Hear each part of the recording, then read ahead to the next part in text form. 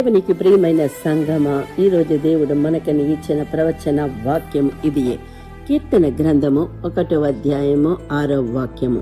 నీతిమంతుల మార్గము యెహోవాకు తెలియను, దుష్టుల మార్గము నాశనముకు నడుపును. దేవునికి ప్రియమైన వారా, ఈ వాక్యం మనకు ఒక గొప్ప సత్యాన్ని చెబుతుంది. మనం నడిచే మార్గం దేవునికి తెలియకుండా ఉండదు. మనం చేసే మంచి పనులు, మనం భరించే కష్టాలు, మనం కన్నీటితో చేసే ప్రార్థనలు, ఇవన్నీ యెహోవాకు తెలుసు. మనుషులు మన మార్గాన్ని అర్థం చేసుకోకపోయినా దేవుడు మన మార్గాన్ని చూస్తున్నాడు.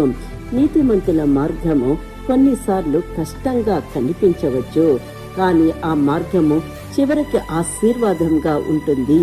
దుష్టుల మార్గం మొదట సులభంగా, సుఖముగా కనిపించవచ్చు, కానీ ఆ మార్గం చివర నాశనంగా ఉంటుంది.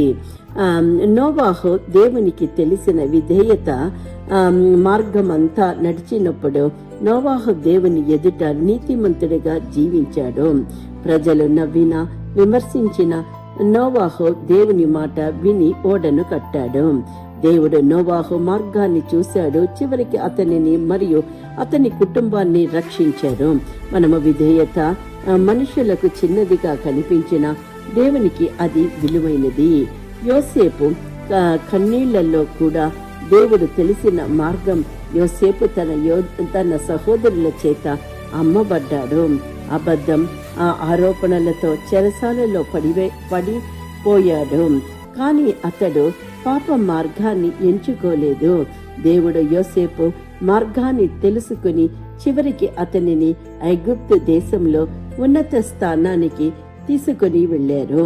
మనం అన్యాయంగా బాధపడిన నీతి మార్గంలో నిలబడితే దేవుడు సరి అయిన సమయంలో పైకి లేవనెత్తుతారు.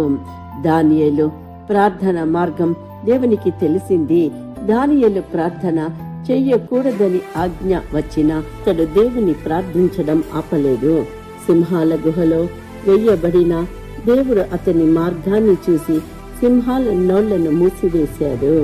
దేవుని మార్గంలో నిలబడిన వారిని దేవుడు ఎప్పుడు విడిచిపెట్టడు. రూతు విశ్వాసంతో నడిచిన మార్గం. రూతు తన అత్త నయోమితో ఉండాలని ఎంచుకుంది. ఆమెకు భవిష్యత్తు తెలియదు, కానీ దేవునిపై విశ్వాసంతో ముందుకు నడిచింది. దేవుడు ఆమె మార్గాన్ని తెలిసి బోయాజు ద్వారా ఆమెను ఆశీర్వదించాడు. ఆమె వంశములోనే యేసుక్రీస్తు జన్మించారు. మనము విశ్వాసంతో వేసే చిన్న అడుగులు దేవుని గొప్ప ప్రణాళికలో భాగమవుతుంది. దేవునికి ప్రియమైన వారా, ఒక చిన్న ప్రార్థన. ఈ వాక్యాన్ని వింటున్న మనతో దేవుడు ప్రవచిస్తున్నారు. ఎలాగా నీతి మార్గంలో నడిచిన నోవాహు, యోసేపు, అలాగే దానియేలు, రూతుల ప్రార్థనలు దేవుడు ఆలకించి ఆశీర్వదించారు, అలాగే మనలను ఆశీర్వదించబోతున్నారు. ఈ వాక్యాన్ని మనకని స్వతంత్రించుకుందాము, ఆశీర్వదింపబడదాము. Amen. Please like, subscribe and comment. Thank you.